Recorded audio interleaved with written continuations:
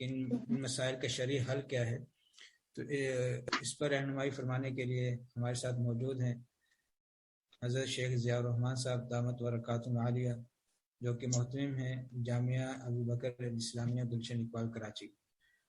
تو میں حضرت کو دعوت دوں گا، حضرت شیخ ضیاء الرحمن صاحب دامت برکاتہم العالیہ۔ السلام علیکم ورحمۃ اللہ وبرکاتہ۔ وعلیکم السلام ورحمۃ اللہ وبرکاتہ۔ جی شروع کریں؟ جی حضرت شروع کریے۔ بسم اللہ والصلاة والسلام علی رسول اللہ، اما بعد فاعوذ باللہ من الشیطان الرجیم، بسم اللہ الرحمن الرحیم۔ قال تعالی وانکحوا الایام، وقال النبی صلی اللہ علیہ وسلم النکاح من سنتی، وقال النبی صلی اللہ علیہ وسلم ومن راغب عن سنتی فلیس منی، او کما قال النبی صلی اللہ علیہ وسلم۔ تمام تعریفات، توصیفات، تسبیحات، تحمیدات، طیبات، صلوات، تکبیرات، تمجیدات، اچھے کلمات اللہ تبارک و تعالیٰ کے لیے ہیں۔ درود و سلام نبی اکرم صلی اللہ علیہ وسلم کی ذات کرام کے لیے، جو ہمارے آقا ہیں، راہبر ہیں، رہنما ہیں، اسوہ ہیں، قدوہ ہیں، مثال ہیں، اور نبی اکرم صلی اللہ علیہ وسلم کی پیروی میں ہماری نجات ہے۔ موضوع یہ ہے کہ بڑی عمر کی کماری، مطلقہ اور بیوہ خواتین کے رشتوں کے مسائل کا شرعی حل۔ تو شرعی حل تو پھر شریعت سے ہی ملے گا، اور نبی اکرم صلی اللہ علیہ وسلم کا جو منصب رسالت ہے، وہ نبی اکرم صلی اللہ علیہ وسلم کو اللہ تبارک و تعالیٰ نے مبعوث ہی اس لیے فرمایا ہے کہ نبی اکرم صلی اللہ علیہ وسلم ہمارے مسائل کا شرعی حل بتانے والے ہیں۔ لقد کان لکم فی رسول اللہ اسوۃ حسنہ۔ آپ کو معلوم ہے یہ شادی جو ہے فطرتی مسئلہ ہے، اور دین اسلام جو ہے وہ فطرت سے بڑا ہم آہنگ ہے، بلکہ فطرت ہے ہی انسان کی اسلام۔ نبی اکرم صلی اللہ علیہ وسلم کی حدیث ہے کہ کل مولود یولد علی الفطرہ فابواہ یحودانہ او ینصرانہ او یمجسانہ، کہ ہر بچہ جو ہے وہ فطرت پر پیدا ہوتا ہے، اور وہ فطرت اسلام ہے، اور لیکن اس کے آباء و اجداد اسے مجوسی بنا دیتے ہیں، اسے عیسائی بنا دیتے ہیں، اسے یہودی بنا دیتے ہیں۔ یعنی اصل تو ہماری فطرت کے مطابق ہی ہے اسلام، لیکن ہم خود اپنی فطرت کو پھر تبدیل کرتے ہیں۔ پھر جب فطرت کو تبدیل کرتے ہیں تو بہت سارے مسائل کا شکار ہو جاتے ہیں، اور اگر اسلام کو اپنایا جائے اور اسلام کے اوپر کاربند رہا جائے تو اس میں ہماری مصلحت ہے، اور یہ ہماری فطرت کے عین مطابق ہے، ہماری فطرت کے عین مطابق ہے، اور اسی لیے دین اسلام کو آسان کہا گیا ہے، کیونکہ یہ ہماری جو فطرتی تقاضے ہیں اس سے بالکل ہم آہنگ ہے۔ نہ دین اسلام جو ہے یہودیوں کی طرح جو ہے وہ اس میں پابندیاں ہیں بہت زیادہ، نہ عیسائیوں کی طرح مادر پدر آزادی کا نام ہے، بلکہ یہ فطرت کے اصولوں کے ساتھ چلنے کا نام ہے، اور اسلام عین فطرت ہے۔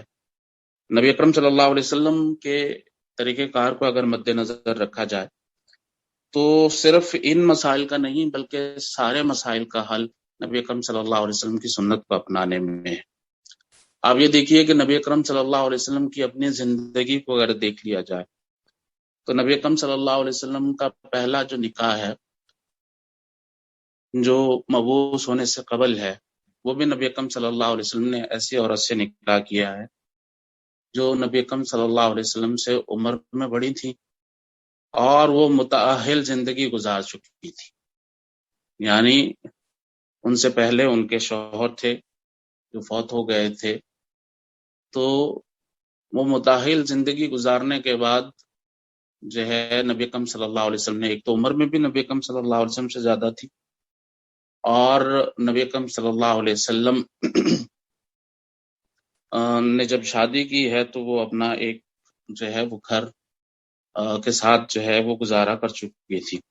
تو نبی اکرم صلی اللہ علیہ وسلم کے 11 نکاح ہیں. 11 میں سے صرف ایک نکاح ایسا ہے جو نبی اکرم صلی اللہ علیہ وسلم نے گواری جو ہے وہ عورت سے کیا ہے، جو ہماری امہات المؤمنین میں سے حضرت عائشہ رضی اللہ تعالیٰ عنہ. دوسرا نکاح بھی سودا رضی اللہ تعالیٰ عنہ سے جو کیا ہے نبی اکرم صلی اللہ علیہ وسلم نے، وہ بھی نبی اکرم صلی اللہ علیہ وسلم سے عمر میں زیادہ تھی.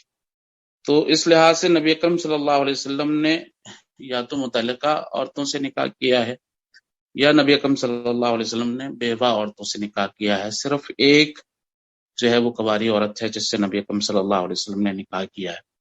اصل میں یہ مسئلے بنتے کس طرح ہیں، اور آج کل یہ مسئلے جو ہے وہ بہت زیادہ سامنے آ رہے ہیں. شادی کا رجحان جو ہے وہ کم ہوتا چلا جا رہا ہے. یہ عورتوں کے تو مسئلے مسائل ہیں ہی. اب تو المیہ یہ بنتا جا رہا ہے کہ مرد پہلی شادی کرنے کے لیے بھی نہیں تیار ہوتے، اور عورتیں بھی شادی سے جو ہے وہ روگردانی کر رہی ہیں، اور اس کی وجہ سے بہت سارے جو ہے وہ مسائل پیدا ہو رہے ہیں. بے راہ روی پھیل رہی ہے. اور نعوذ باللہ جس طرح جو ہے وہ مجھ سے پہلے حضرت مفتی زبیر اشرف عثمانی صاحب بتا رہے تھے کہ زنا جو ہے وہ بہت پھیل رہا ہے. تو ویسے بھی نسبت جو ہے مردوں کی عورتوں سے کم ہے، اور پھر اس کے بعد جو ہے وہ مرد شادی کرنا بھی جو ہے وہ چھوڑ رہے ہیں. تو اس کی وجہ سے یہ مسائل بہت زیادہ بڑھتے جا رہے ہیں. اور نبی اکرم صلی اللہ علیہ وسلم، حضرت امام مالک رحمہ اللہ کا قول ہے کہ اس امت کا آخری فرد بھی اسی بنیاد پر کامیاب ہوگا جن بنیادوں پر نبی اکرم صلی اللہ علیہ وسلم کے زمانے میں لوگ کامیاب ہوئے ہیں. اور کتاب اللہ میں واضح ہے فَإِنْ آمَنُوا بِمِثْلِ مَا آمَنْتُمْ بِهِ فَقَدِ اهْتَدَوْا. اگر ہم اس طرح ایمان لائیں گے جس طرح صحابہ کرام ایمان لائے تھے تو ہم ہدایت یافتہ کہلائیں گے. اور نبی اکرم صلی اللہ علیہ وسلم کے زمانے میں آپ دیکھ لیجئے، ایک تو جلدی جو ہے چھوٹی عمر میں بیاہ کا رواج تھا، اور ہمارے ہاں جو ہے دیکھ لیں کہ یہ اسے لیٹ سے لیٹ تر کیا جا رہا ہے، جو فطرت سے بھی متصادم ہے اور اسلامی اصولوں کے ساتھ بھی متصادم ہے. اور پھر اس کے بعد جو ہے وہ عمر گزر جاتی ہے. جیسے جیسے عمر بڑھتی چلی جاتی ہے ویسے ویسے جو ہے وہ انسان کی جو خواہشات ہیں یا انسان کے جو معیار ہیں اس میں اضافہ ہوتا چلا جاتا ہے. اور یہ اضافہ پھر اس بات پر جو ہے اس کا اختتام ہوتا ہے کہ جو ہے وہ نکاح جو ہے ڈیمانڈ سے اس قدر ہو جاتی ہیں کہ نکاح نہیں ہو پاتا. تو یہ سارے مسئلے مسائل کا جو ہے وہ ایک حل تو یہ ہے کہ وقت پر نکاح کیا جائے، وقت پر جو ہے وہ نکاح کیا جائے، دیر نہ کی جائے. یہ جو بڑی عمر کی کنواری بچیوں کا مسئلہ جو ہے وہ پیش آتا ہے وہ یہی ہے. میں نے ماؤں میں آج کل یہ بڑا رجحان دیکھا ہے، وہ جو ہے یہ کہتی ہیں ابھی اس کی عمر ہی کیا ہے، اور جو ہے ابھی یہ چھوٹی ہے، اور اس طرح کرتے کرتے کرتے جو ہے وہ 25-30 سال تک جو ہے عورت پہنچ جاتی ہے. اور پھر اس کے بعد نفسیاتی طور پر بھی بہت سارے مسئلے مسائل ہو جاتے ہیں.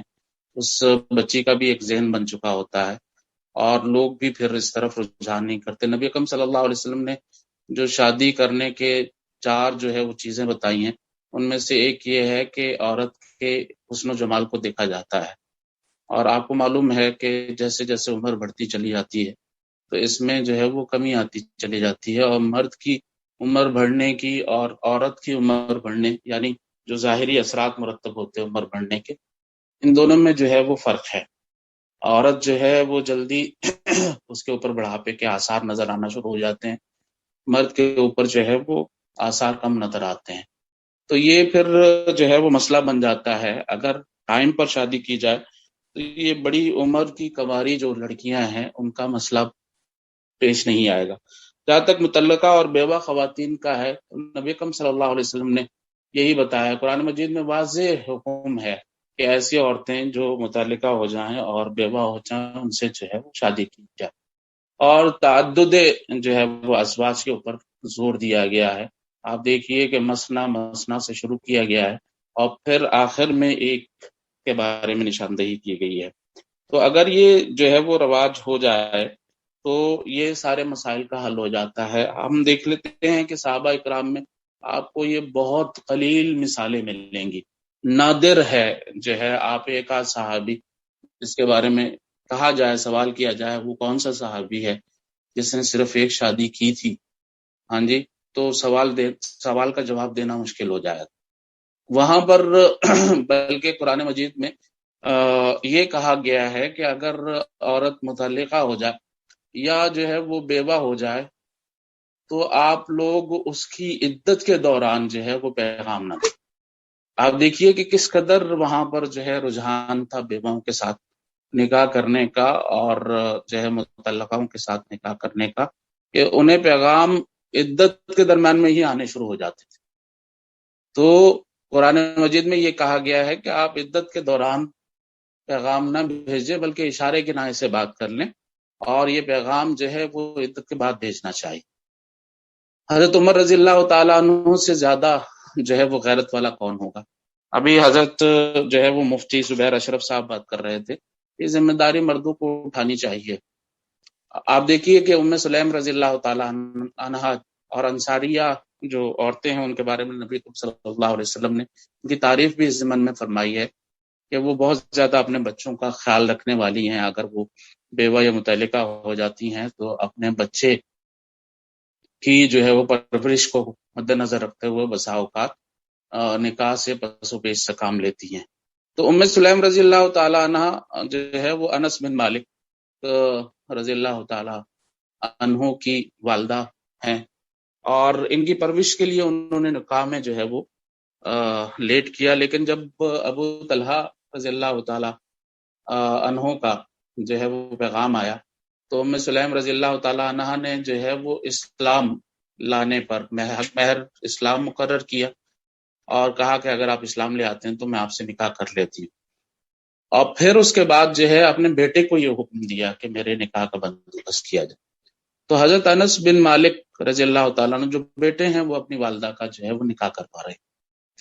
اور اس کے بعد آپ دیکھیے کہ حضرت عمر رضی اللہ تعالیٰ عنہ سے زیادہ غیرت اور حضرت عمر رضی اللہ تعالیٰ عنہ سے زیادہ اشدہم فی امر اللہ عمر، نبی اکرم صلی اللہ علیہ وسلم نے کہا کا فرمان ہے کہ حضرت عمر رضی اللہ تعالیٰ عنہ اللہ تبارک و تعالیٰ کے معاملات میں بہت زیادہ سخت ہیں اور بہت زیادہ باغیرت آدمی تھے.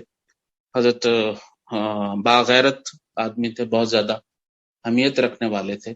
لیکن آپ دیکھیے کہ جب ان کی جو ہے وہ بیٹی حضرت حفصہ رضی اللہ تعالیٰ عنہا کا مسئلہ درپیش ہوتا ہے اور نکاح ثانی کے لیے جو ہے وہ حضرت عمر رضی اللہ تعالیٰ عنہ بذات خود پیغام لے کر حضرت عثمان رضی اللہ تعالیٰ عنہ کے پاس جاتے ہیں اور کہتے ہیں کیونکہ حضرت عثمان رضی اللہ تعالیٰ عنہ کی جو ہے وہ اہلیہ جو نبی اکرم صلی اللہ علیہ وسلم کی بیٹی تھی ان کا انتقال ہو چکا تھا، رقیہ رضی اللہ تعالیٰ عنہ کا.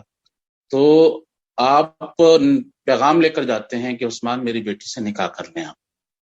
ہاں جی، تو حضرت جو ہے وہ عثمان سے کوئی جواب نہیں ملتا. پھر حضرت ابو بکر رضی اللہ تعالیٰ عنہ کے پاس پیغام لے کر جاتے ہیں. حضرت عثمان تو منع کر دیتے ہیں کہ مجھے ابھی نکاح نہیں کرنا. حضرت ابو بکر کے پاس جاتے ہیں تو حضرت ابو بکر خاموشی اختیار کرتے ہیں اور یہ جو ہے وہ کہتے ہیں کہ نبی اکرم صلی اللہ یہ کہتے ہیں کہ خاموشی اختیار کرتے ہیں اور کوئی جواب نہیں دیتے. حضرت عمر اس پریشانی کو لے کر رسول اللہ صلی اللہ علیہ وسلم تک پہنچ جاتے. آپ دیکھیے کہ بیٹیاں بوجھ نہیں ہوتی، یہ بالکل صحیح بات ہے، لیکن بیٹیاں اگر بوجھ نہیں ہوتی تو ذمہ داری ضرور ہوتی، اس میں کوئی شک نہیں. اور کلکم مسئول کلکم رائن و کلکم مسئول عن رعیتہ، جو ہے ہر کوئی جو ہے تم میں سے ذمہ دار ہے اور اس سے ذمہ داری کے بارے میں پوچھا جائے گا. ہمارے ہاں یہ تصور نہیں ہے. ہاں جی، ہم رشتوں کا انتظار کر رہے ہوتے ہیں. یہاں پر حضرت عمر رضی اللہ تعالیٰ عنہ کبھی ایک صحابی سے بات کرتے ہیں، کبھی دوسرے صحابی سے بات کرتے ہیں. جب انہیں کوئی اس مسئلے کا حل نہیں نظر آتا رسول اللہ صلی اللہ علیہ وسلم کے پاس تشریف لے جاتے ہیں اور رسول اللہ صلی اللہ علیہ وسلم بڑے اچھے الفاظ میں انہیں تسلی دیتے ہیں کہ اگر عثمان کا مسئلہ ہے تو میری یہ دعا ہے کہ آپ کی بیٹی سے بہتر عثمان کو رشتہ مل جائے اور آپ کی بیٹی کو عثمان سے بہتر رشتہ مل جائے. اور پھر آپ کو معلوم ہے کہ کس طرح رسول اللہ صلی اللہ علیہ وسلم نے حضرت حفصہ رضی اللہ تعالی عنہا سے نکاح کر لیا اور انہیں حضرت عثمان سے بہتر جو ہے وہ رشتہ مل گیا اور پھر اس کے بعد حضرت عثمان رضی اللہ تعالیٰ عنہ سے نبی اکرم صلی اللہ علیہ وسلم نے اپنی دوسری بیٹی کا نکاح کر دیا۔ تو یہ مثالیں ہمیں بتاتی ہیں کہ یہ کس قدر حساس مسئلہ ہے، اور کس قدر صحابہ اکرام اس کے اوپر جو ہے وہ توجہ کیا کرتے تھے، اور کس قدر اس کا اہتمام کیا کرتے تھے۔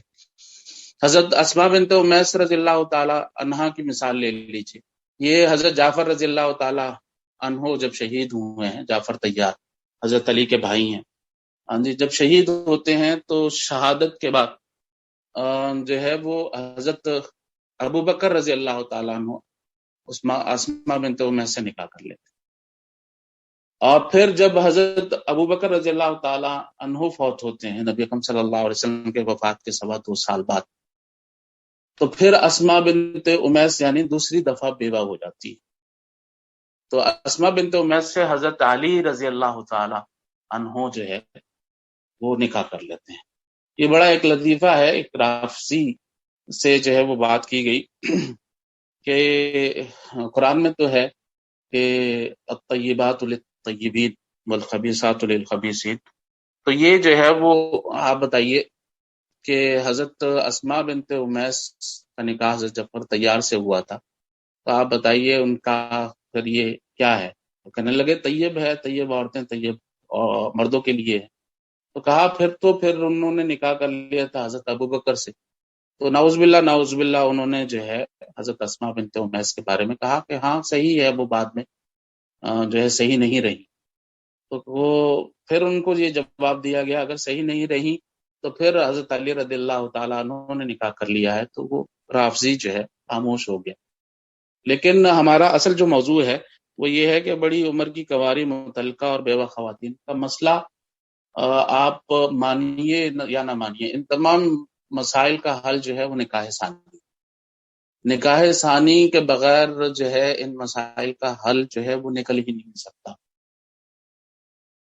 یہ مسائل جو ہے وہ بڑھتے چلے جائیں گے، اور جو ہے شرعی جو ہے وہ مسئلہ یہی ہے کہ نکاح کیا جائے اور نکاح میں دیر نہ کی جائے، اور جلد از جلد کیا جائے، جتنی بھی رکاوٹیں ہیں اس کو رفع کرنے کی کوشش کی جائے۔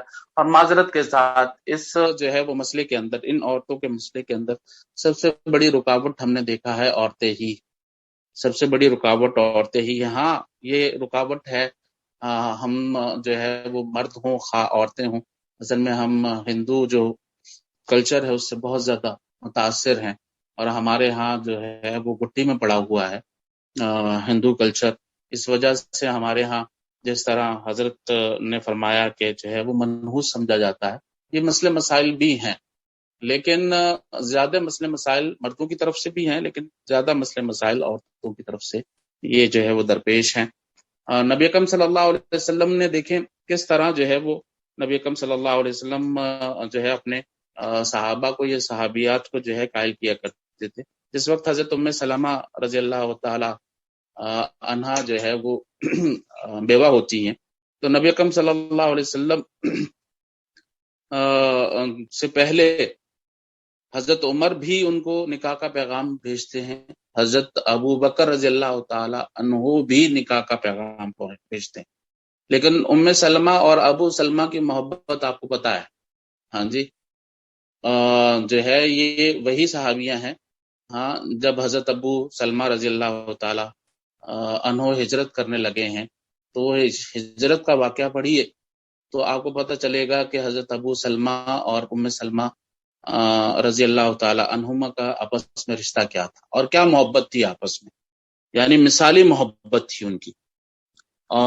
جب حضرت ابو سلمہ فوت ہو جاتے ہیں تو وہ ارادہ کرتی ہیں کہ میں نے ابھی نکاح نہیں کرنا ہے، تو نبی اکرم صلی اللہ علیہ وسلم انہیں یہ کہتے ہیں کہ آپ ایک دعا پڑھ لیجئے۔ وہ دعا یہ سکھاتے ہیں، اللہم اجرنا فی مصیبتی واخلف لی خیرا منہا۔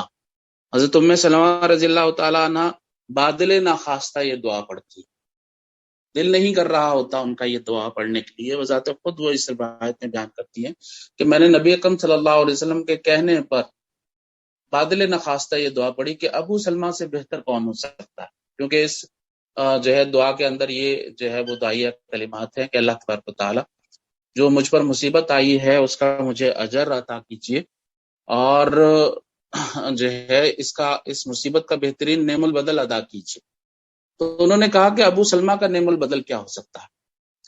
اور پھر اس کے بعد جب عدت گزار لیتی ہیں، حضرت عمر بھی پیغام بھیجتے ہیں انہیں، تو وہ انکار کر دیتی ہیں. جب حضرت ابو بکر بھی پیغام بھیجتے ہیں تو انکار کر دیتی ہیں. تو نبی اکرم صلی اللہ علیہ وسلم تمام صحابہ کو یہ پیغام دیتے ہیں کہ اب اگر ابو بکر کو انکار ہو گیا ہے، عمر کو انکار ہو گیا ہے، اب کوئی صحابی بھی رشتہ نہ بیچے. اور پھر نبی اکرم صلی اللہ علیہ وسلم بذات خود جو ہے ان سے بات کرتے ہیں کہ میں آپ سے شادی کرنا چاہتا ہوں. تو حضرت ام سلمہ رضی اللہ تعالی عنہ یہ فرماتی ہیں کہ نبی اکرم صلی اللہ علیہ وسلم 3 وجوہات ہیں جن کے بنا پر میں آپ سے نکاح کرنے میں پسو پیش ہے مجھے. تو نبی اکرم صلی اللہ علیہ وسلم فرماتے ہیں کہ آپ بتائیے کیا مسئلہ ہے. تو انہوں نے کہا کہ ایک تو میرے بچے ہیں، اور دوسرا یہ ہے کہ میری عمر زیادہ ہو گئی ہے، تیسرا مسئلہ یہ ہے کہ مجھے جو ہے وہ غیرت آ جاتی ہے، میں صاحب غیرت عورت ہوں اور مجھے غصہ آ جاتا ہے. تو نبی اکرم صلی اللہ علیہ وسلم نے کہا کہ اگر آپ صاحب اولاد ہیں تو میں بھی صاحب اولاد ہوں، اور آپ کے بچے میرے بچے ہیں. اور اگر آپ کی عمر زیادہ ہے تو میری بھی عمر کم نہیں ہے، میری عمر بھی زیادہ ہے. اور تیسری جو بات ہے، آپ نے کہا کہ مجھے غصہ آ جاتا ہے یا جو ہے وہ غیرت آ جاتی ہے. تو نبی اکرم صلی اللہ علیہ وسلم نے فرمایا میں دعا کروں گا کہ اللہ تبارک و تعالیٰ اس مسئلے کو حل فرما دے. اور پھر حضرت ام سلمہ رضی اللہ تعالیٰ عنہا سے نبی اکرم صلی اللہ علیہ وسلم نکاح فرما لیتے ہیں. تو آپ دیکھیے کہ کس طرح نبی اکرم صلی اللہ علیہ وسلم کوئی بھی جو ہے نبی اکرم صلی اللہ علیہ وسلم کے زمانے میں یا صحابہ اکرام کے زمانے میں، ہاں جی، کوئی بھی اس طرح کا جو ہے وہ مسئلہ درپیش آتا، کوئی بھی عورت کو طلاق ہو جاتی یا وہ بیوہ ہو جاتی، ہاں جی، اور بڑی عمر کی کنواری عورتوں کا تو تصور نہیں تھا نبی اکرم صلی اللہ علیہ وسلم کے زمانے میں. صحابہ اکرام کے زمانے میں یہ مسئلہ آج کا مسئلہ ہے، اور یہ مسئلہ ہم نے جو ہے وہ اپنے ہاتھوں سے جو ہے یہ مصیبتیں ہم اپنے گلے میں ڈالتے ہیں. اور پھر جو ہے وہ جیسے جیسے ہم اسلام سے دور ہوتے ہیں تو اپنی دراصل فطرت سے دور ہوتے ہیں. جب ہم اپنی فطرت سے دور ہوتے ہیں تو آرام اور سکون جو ہے ہمارا ختم ہو جاتا ہے، ڈپریشن کا شکار ہو جاتے ہیں، اور بہت سارے جو ہے وہ مسئلے جو ہے روحانی مسئلے بھی ہو جاتے ہیں، اور جسمانی جو ہے عوارض کا بھی شکار ہو جاتے ہیں. تو ہر مسائل کا حل نبی اکرم صلی اللہ علیہ وسلم کے طریقہ کار کے اندر ہے، صحابہ اکرام کے طریقہ کار کے اندر ہے. فَإِنْ آمَنُوا بِمِثْلِ مَا آمَنْتُمْ بِهِ فَقَدِ اهْتَدَوْا. تو یہ جو مثالیں ہیں اس طرح کی سینکڑوں مثالیں مل جائیں گی، سینکڑوں نہیں، ہزاروں نہیں، لاکھوں مثالیں مل جائیں گی کہ جو ہے وہاں پر یہ بڑی عمر کی کنواری لڑکیوں کا تو مسئلہ تھا ہی نہیں. یہ مسئلہ جو ہے آج کا مسئلہ ہے. ہاں، مطلقہ اور بیوہ جو ہے خواتین کا مسئلہ تھا، لیکن وہ بھی مسئلہ جو ہے نہیں رہا، کیونکہ نبی اکرم صلی اللہ علیہ وسلم نے جو تربیت کی تھی، اور نبی اکرم صلی اللہ علیہ وسلم نے جو صحابہ کرام کو جس نہج پہ تیار کیا تھا وہاں پر یہ سارے مسئلے نہیں تھے. عورتوں کا بھی جو ہے وہ الحمدللہ کانسیپٹ کلیئر تھا. سب سے پہلے جو ہے وہ کانسیپٹ کلیئر کرنے والی بات ہے. سب سے پہلے ہمارا ذہن جو ہے وہ اسلام کے مطابق ہونا چاہیے. سب سے پہلے ہمیں دل سے ماننا چاہیے. اللہ کی قسم، یہ جو ہم جو ہے اسے دین اسلام کے جو بھی احکامات ہیں، اگر اسے کراہت سے دیکھتے ہیں، ہمارے دل میں اگر انقباض ہے تو یہ کفر ہے، نعوذ باللہ، نعوذ باللہ، جو ہے وہ کفر ہے اور اسلام سے خارج کر دینے والا. ذالک بانہم کارہوا ما انزل اللہ فاحبط اعمالہم. یہ اس وجہ سے ہے کہ انہوں نے جو ہے وہ ناپسند کیا اس چیز کو جو رسول اللہ صلی اللہ علیہ وسلم کے اوپر نازل ہوئی، تو اللہ تبارک و تعالیٰ نے ان کے سارے اعمال کو ضائع کر دیا. فلا وربک لا یؤمنون حتی یحکموک فیما شجر بینہم ثم لا یجدوا فی انفسہم حرجا مما قضیت. جو ہے اللہ کی قسم، ہرگز جو ہے کوئی شخص صاحب ایمان نہیں ہو سکتا یہاں تک کہ رسول اللہ صلی اللہ علیہ وسلم کو حاکم نہ مان لے، فیصل نہ مان لیں جو رسول اللہ صلی اللہ علیہ وسلم لے کر آئے ہیں، اور پھر اس کے بعد ذرا برابر بھی انقباض نہیں ہونا چاہیے. تو یہ جو ہے وہ تیوریاں چڑھانا اور اس کو ناپسندیدہ سمجھنا، اس بات کو کہ دوسرے نکاح کو ناپسندیدہ سمجھنا، یا جو ہے وہ بیوہ کے ساتھ نکاح کو ناپسندیدہ سمجھنا، مطلقہ کے ساتھ ناپسندیدہ سمجھنا اور ان کو منحوس سمجھنا، اگر یہ کانسیپٹ ہے تو یہ ایسا کانسیپٹ ہے کہ جو اللہ اور اللہ کے رسول کی طرف سے نازل کردہ جو شریعت ہے اس کو دراصل ناپسندیدہ سمجھنا ہے، اور اس طرح کسی بھی اللہ تبارک و تعالیٰ کے حکم کو اور رسول اللہ صلی اللہ علیہ وسلم کے حکم کو ناپسندیدہ سمجھا جائے تو اس کے سارے جو ہے یہ کفر ہے، اور اس کے سارے اعمال ضائع ہو جاتے ہیں۔ تو سب سے پہلے اپنے ذہن کو جو ہے وہ کلیئر کرنے کی ضرورت ہے۔ اسی نہج کے اوپر اپنے بچوں کی تربیت کرنے کی ضرورت ہے۔ اگر ہم آج سے تربیت کریں گے، اپنے بیٹوں کی اس نہج پر تربیت کریں گے، اور خاص طور پر اپنی بیٹیوں کی اس نہج کے اوپر تربیت کریں گے، ہاں جی، کہ آپ کے شوہر کو حق حاصل ہے کہ وہ دوسرا نکاح کر سکتا ہے، تو یہ مسئلے مسائل جو ہے وہ پھر مسئلے مسائل نہیں رہیں گے۔ اور اگر ہمارا ذہن کانسیپٹ ہی کلیئر نہ ہوا تو پھر عمل تو بہت دور کی بات ہے۔ ہاں جی، عملی جامہ پہنانا جو ہے بہت مشکل ہو جاتا ہے جب آپ کا ذہن ہی کلیئر نہیں۔ اور ایمان جو ہے وہ کہا جاتا ہے کہ 3 چیزوں کا نام ہے تصدیق بالقلب، کہ دل سے اس کے اوپر ایمان لانا، اور پھر اس کے بعد اقرار باللسان، زبان کے اوپر بھی وہی ہونا چاہیے جو دل پر ہے، اور پھر اس کو عملی جامہ پہنایا جائے۔ اللہ تبارک و تعالیٰ سے دعا ہے کہ اللہ تبارک و تعالیٰ ہمیں ہر مسئلے کے اندر کتاب اللہ اور سنت رسول اللہ صلی اللہ علیہ وسلم کی طرف رجوع کرنے کی توفیق عطا فرمائے، اور رسول اللہ صلی اللہ علیہ وسلم کے اسوے کے مطابق عمل کرنے کی توفیق عطا فرمائے، اور صحابہ اکرام کے طریقہ کار کے مطابق زندگی گزارنے کی توفیق عطا فرمائے۔ اللہ تبارک و تعالیٰ ہمیں ہر مسئلے کے اندر کتاب اللہ اور سنت رسول اللہ صلی اللہ علیہ وسلم کی طرف رجوع کرنے کی توفیق عطا فرمائے۔ آخر دعوانا الحمدللہ رب العالمین۔